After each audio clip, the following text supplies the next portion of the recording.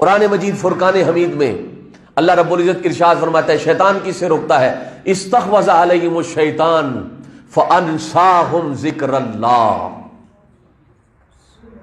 شیطان صرف اور صرف بندے کو اللہ کے ذکر سے روک لیتا ہے. کس سے روکتا ہے بولیے؟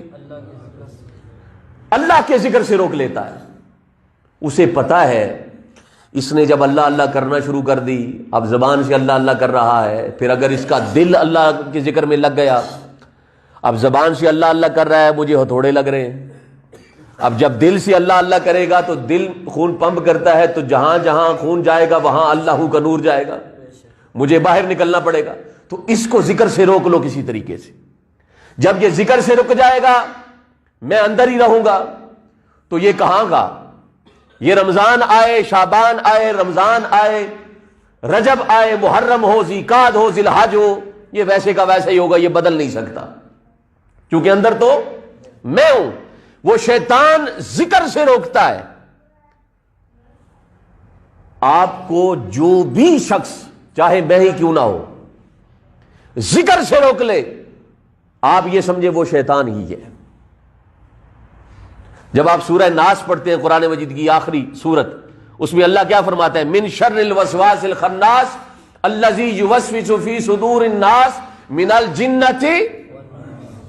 اب وہ جو وسوسے ڈالنے والا خناس ہے، وہ شیطان جن بھی ہو سکتا ہے اور کوئی انسان بھی ہو سکتا ہے. اس کا مقصد ہے کسی طریقے سے اللہ کے ذکر سے روکا جائے. جو بھی ذکر میں رکاوٹ ہے وہ رحمان کا بندہ نہیں ہو سکتا، وہ شیطان کا ساتھی ضرور ہو سکتا ہے. اور فرمایا کہ جو شخص اللہ کے ذکر سے رک جائے، قرآن کہتا ہے اولئک حزب الشیطان. اگر تم نے شیطان کا ساتھی دیکھنا ہے، شیطان کی جماعت دیکھنی ہے، شیطان کا گروہ دیکھنا ہے، تو وہ صرف ایک ہی بات اس کی پہچان ہے. وہ کیا؟ جو اللہ کی یاد سے رک جائے وہ شیطان کے گروہ میں شامل ہو جاتا ہے، وہ شیطان کی جماعت میں شامل ہو جاتا ہے. الا ان حزب الشیطان اولئک هم الخاسرون. اور اللہ فرماتا ہے خبردار، جو شیطان کے گروہ میں شامل ہو جاتا ہے وہ انسان خسارے میں ہے.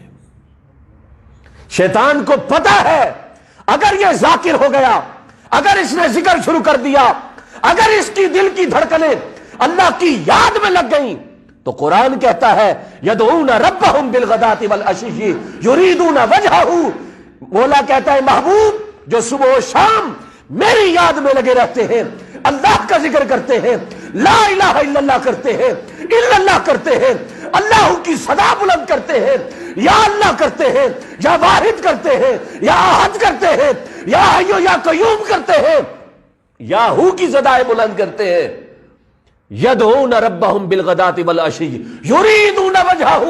اور ذکر کرنے کے بعد مجھ کو مجھی سے مانگتے ہیں. اس کے لیے میرا حکم تیرے لیے یہ ہے محبوب، لا تعد عیناک عنہم.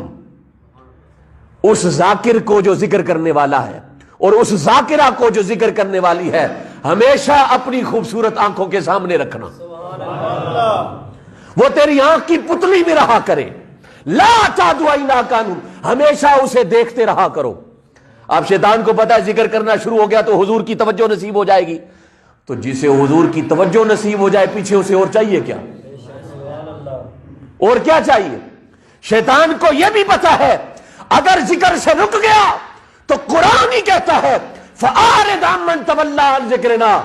محبوب اپنے اس امتی کی جانب کبھی بھی توجہ نہ کرنا، اس کی طرف اپنا چہرہ